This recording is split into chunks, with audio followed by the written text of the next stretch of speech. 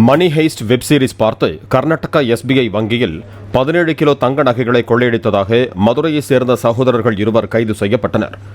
Bakery தொழிலை மேம்படுத்த 15 லட்சம் லோன் கேட்டு விண்ணப்பித்த போது சிபில் ஸ்கோரை காரணம் காட்டி நிராகரித்த ஆத்திரத்தில் அவர்கள் கொள்ளையில் ஈடுபட்டது தெரியவந்தது.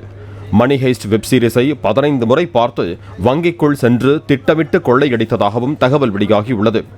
மதுரை உசிலம்பட்டியில் காட்டில் உள்ள பாழடைந்த தோட்டத்து கிணற்றுக்குள் பதுக்கி வைத்திருந்த 13 கோடி ரூபாய் மதிப்பிலான நகைகள் மீட்கப்பட்டன.